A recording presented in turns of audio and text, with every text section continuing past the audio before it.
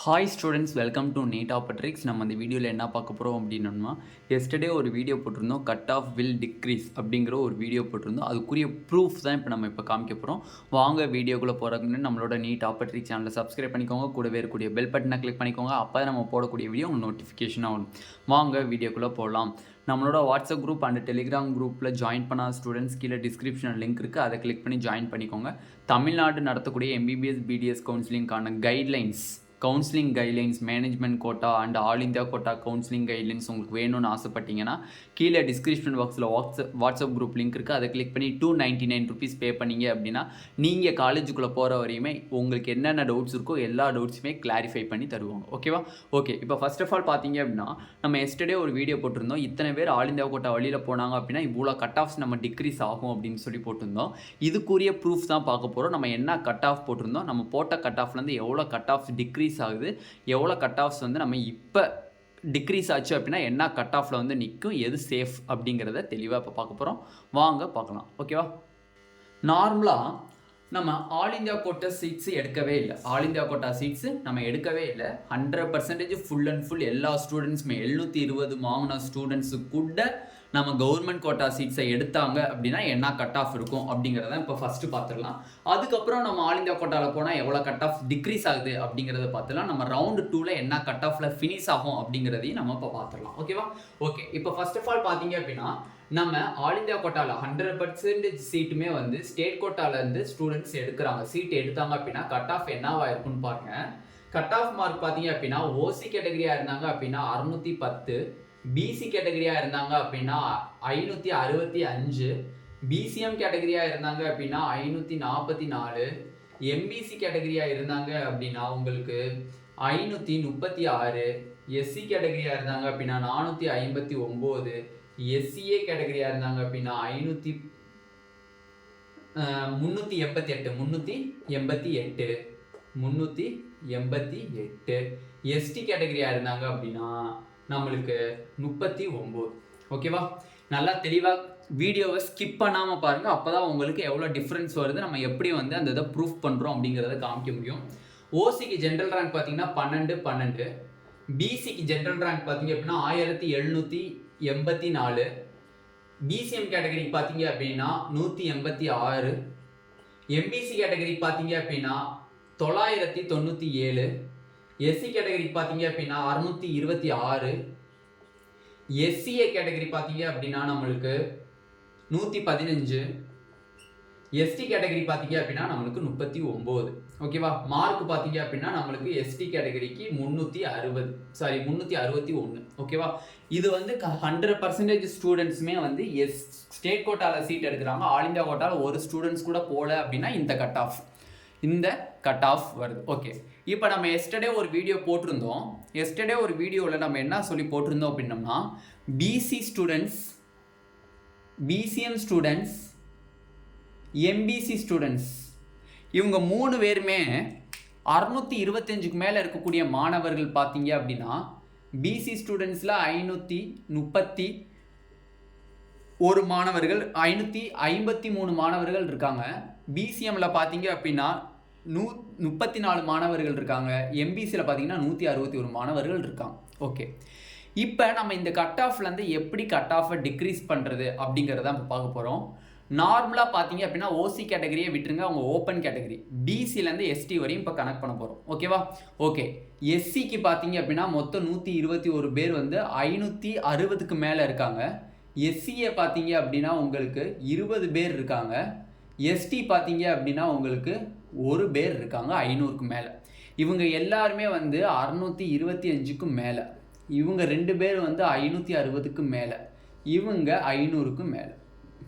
Okay, இப்போ இந்த ஸ்கோருக்கு மேலே இருக்கக்கூடிய மெம்பர்ஸை எத்தனை பேருன்னு எழுதிட்டேன். இப்போ இதுலேருந்து நம்ம நினைக்கக்கூடியது என்னதுன்னா கட் ஆஃபை இப்போ டிக்ரீஸ் பண்ணணும். இதில் எத்தனை மாணவர்கள் போனால் கட் ஆஃப் டிக்ரீஸ் ஆகும் அப்படின்னு பாருங்கள். நார்மலாக 553 மாணவர்கள் இருக்காங்க அப்படின்னா 553 மாணவர்களில் கண்டிப்பாக ஒரு 400 மாணவர்கள் ஆல் இந்தியா கோட்டாவில் பிசி ஸ்டூடெண்ட்ஸ் போகணும். அதே மாதிரி பிசிஎம் ஸ்டூடெண்ட்ஸில் பார்த்தீங்க அப்படின்னா கண்டிப்பாக ஒரு 20 பேர்னாச்சு மேக்ஸிமம் நம்மளுக்கு போகணும். 20 பேர் பிசிஎம் ஸ்டூடெண்ட்ஸ் போகணும். எம்பிசி ஸ்டூடெண்ட்ஸ்லேருந்து கிட்டத்தட்ட 110 ஸ்டூடெண்ட்ஸ் கிட்ட போகணும். நம்மளுக்கு 10 ஸ்டூடெண்ட்ஸ் கிட்ட நம்மளுக்கு மேக்ஸிமம் போகணும். ஓகேவா? ஓகே. இப்போ எஸ்சி ஸ்டூடெண்ட்ஸ்லேருந்து பார்த்தீங்க அப்படின்னா டோட்டலாக பார்த்தீங்க அப்படின்னா ஒரு 50 மாணவர்கள் போகிறாங்கன்னு வச்சுக்கோங்க. எஸ்சிஎஸ் ஸ்டூடெண்ட்ஸ்லேருந்து ஒரு 5 பேர் ஆல் இந்தியா கோட்டாவில் போகிறாங்க. எஸ்டி ஸ்டூடெண்ட்ஸில் இந்த ஒரு மெம்பர்ஸ் எல்லாருமே போயிடறாங்க. அப்போ நான் கீழே எழுதியிருக்கக்கூடிய எல்லா மெம்பர்ஸுமே ஆல் இந்தியா கோட்டாவில் போனாங்க அப்படின்னா கட் ஆஃப் என்னவாக இருக்குன்னு பாருங்கள். ஒரு ட்ரமாஸ்டிக் டிக்ரீஸே ஆகிறதுக்கு வாய்ப்புகள் இருக்குது. ஓகேவா? அப்போ இத்தனை மாணவர்கள் போனாங்க அப்படின்னா அக்ராஸ் கேட்டகரி எத்தனை மாணவர்களுக்கு பயன் இருக்குன்னு மட்டும் இப்போ கட் ஆஃபை பார்த்து தெரிஞ்சுக்கோங்க. பிசியில் 400 மாணவர்கள் ஆல் இந்தியா கோட்டா வழியில் டாப் ஸ்கோர் எடுத்தவங்க போனாங்க அப்படின்னா நம்ம இங்கே ஆல் இந்தியா கோட்டா எடுக்காதவங்க 100% ஸ்டேட் கோட்டா எடுக்கக்கூடிய ஸ்டூடெண்ட்ஸ்னுடைய கட் ஆஃப் போட்டிருக்கோம். அப்போ 1784லேருந்து ஒரு 400 சீட்ஸை நம்ம ஆட் பண்ணோம் அப்படின்னா 2184 ரேங்க் வருது. 2184 ரேங்க்குக்கு நீட் ஸ்கோர் பார்த்தீங்க அப்படின்னா 551 வருது. 551 வருது. லாஸ்ட்டாக நான் கம்பேரிசன் சொல்கிறேன். ஓகேவா? ஓகே. பிசிஎம்மில் பார்த்தீங்க அப்படின்னா 186. அதில் 20 மாணவர்கள் ஆல் இந்தியா கோட்டாவில் போனாங்க அப்படின்னா 206 நம்மளுக்கு ரேங்காக இருக்குது. மார்க் பார்த்தீங்க அப்படின்னா உங்களுக்கு 534 மார்க்காக இருக்குது. 534வது மார்க்காக இருக்குது. ஓகேவா? நெக்ஸ்ட் எம்பிசி கேட்டகரி பார்த்தீங்க அப்படின்னா நம்மளுக்கு 110 மாணவர்கள் போனாங்க அப்படின்னா நம்மளுக்கு 1097 ரேங்காக இருக்குது. மார்க் பார்த்தீங்க அப்படின்னா 529 மார்க்காக இருக்குது. 529வது மார்க்காக இருக்குது. ஓகே. எஸ்சி கேட்டகரியில் 626 இருக்குது. அதில் 50 மாணவர்கள் 560க்கு மேலே இருக்கக்கூடிய 121 மாணவர்கள் 50 மாணவர்கள் மட்டும் நம்மளுக்கு ஆல் இந்தியா கோட்டாவில் போனாங்க அப்படின்னா 676 ரேங்காக இருக்குது. மார்க் பார்த்தீங்க அப்படின்னா 452வது மார்க்காக இருக்குது. ஓகே.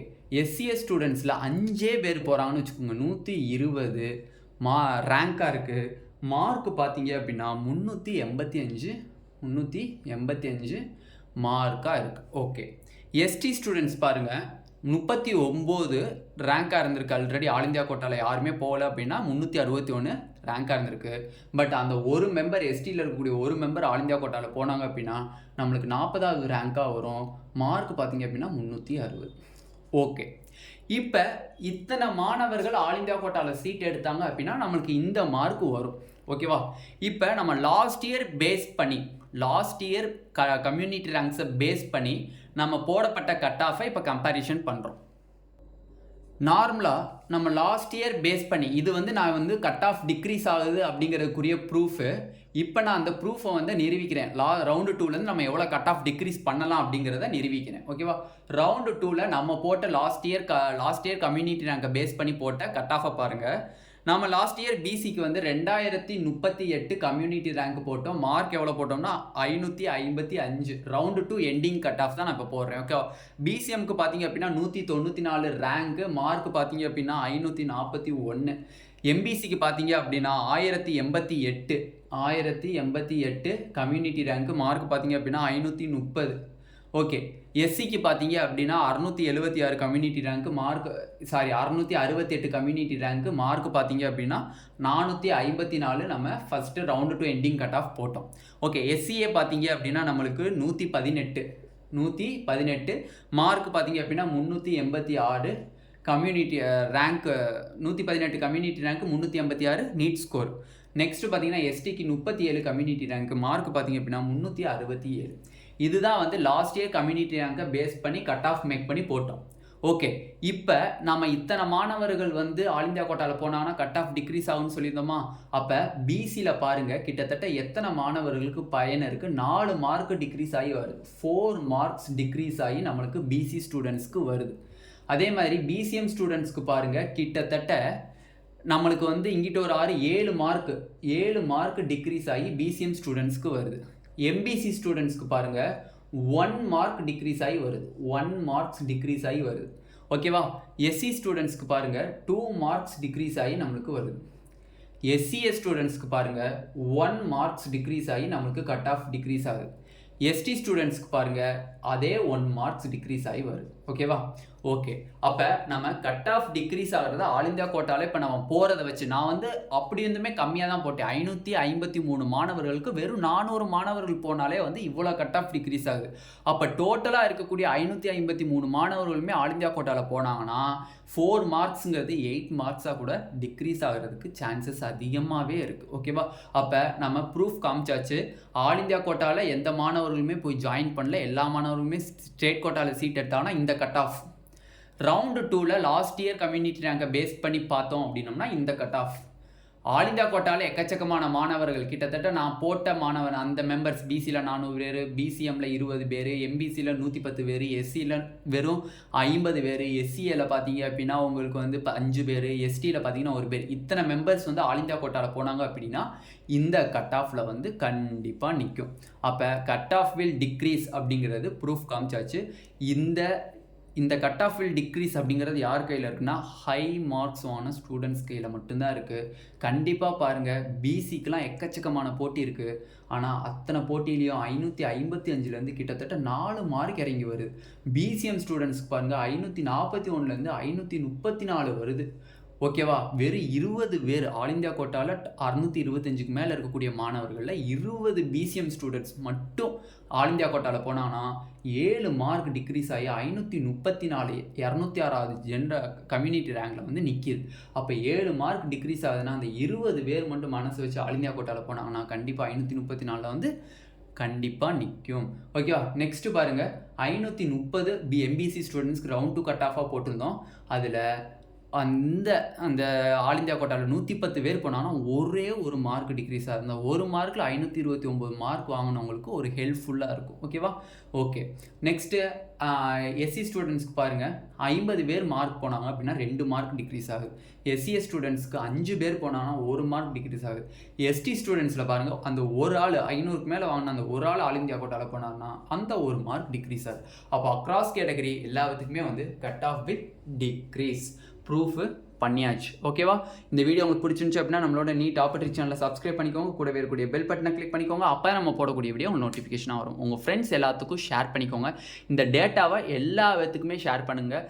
ஹை ஸ்கோர் வாங்கினவங்களும் சரி, லோ ஸ்கோர் வாங்கினவங்களும் சரி, எல்லா விதத்துக்குமே இந்த டீட்டெயில்ஸை ஷேர் பண்ணுங்கள். எக்கச்சக்கமான விதத்துக்கு ஷேர் பண்ணி ஹை ஸ்கோர் வாங்கின ஸ்டூடெண்ட்ஸ்க்கும் ஷேர் பண்ணிங்க அப்படின்னா இது அவங்களுக்கு ஒரு புரிதலாக இருக்கும். அவங்களுக்கு கொஞ்சம் வந்து ஜாயின் பண்ணுறதுக்கும் கொஞ்சம் மனசு இருக்கும். ஓகேவா? Thank you students.